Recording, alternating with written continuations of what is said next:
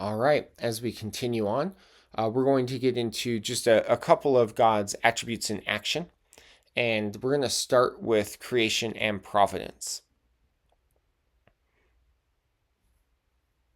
These these are actually essential attributes of God. They're not abstractions. They're important for us to recognize as we talk about God's mighty works. Creation is an interesting one. Creation presupposes aseity. Uh, God needed nothing to create. He created ex nihilo. And that's, I would say, that is going to be what differentiates uh, creation in the sense of an incommunicable attribute from creation in the sense of a communicable attribute. God creates ex nihilo, out of nothing. We do not create like that in any possible way. We create things, but they're always out of something. They're always actually really modeled on God's creation. We create based on God's creation. So I guess this is an important place that I can bring up.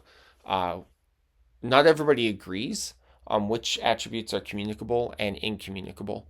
And I think you could make an argument that creation is itself a communicable attribute because, in some very finite way, we do create. But you might be able to argue that it's an incommunicable attribute because what we create is so nothing like God's creation because God's creation is ex nihilo. Just something to think about. But that comes up. I want to talk just a little bit about the notion of providence. God's ongoing work of preserving, governing, and directing all things towards his purposes.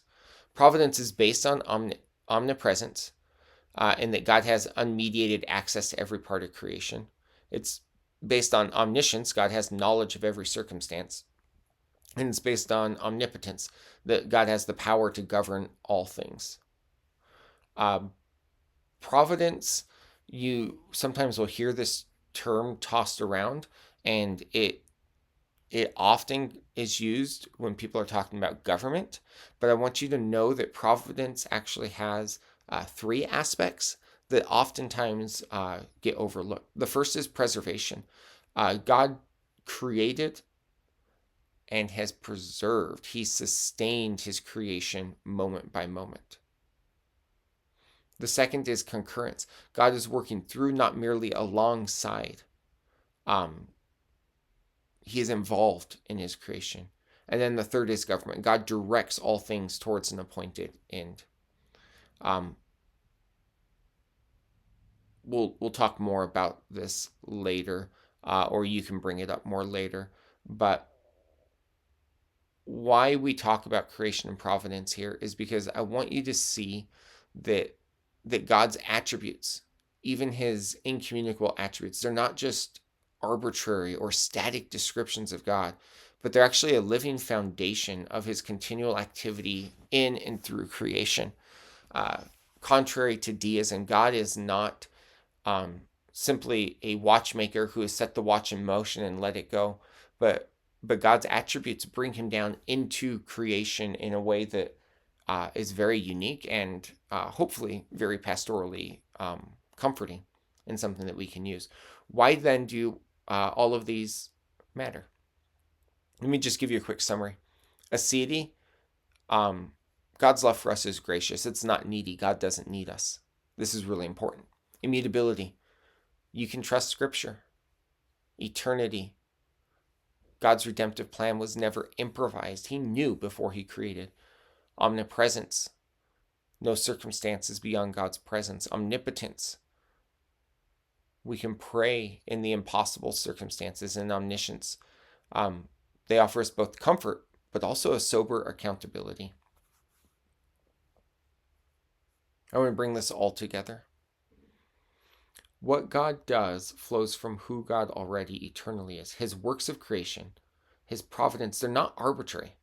They're actually expressions of one undivided essence, viewed from 6 different vantage points. Aseity, immutability, eternity, omnipresence, omnipotence, and omniscience. Next week, we're going to look at the triune nature of God. We're going to turn to God's relational, communicable attributes. And that will get us into the doctrine that most distinguishes Christianity from every other religion. One God who is eternally three persons. A few things to remember.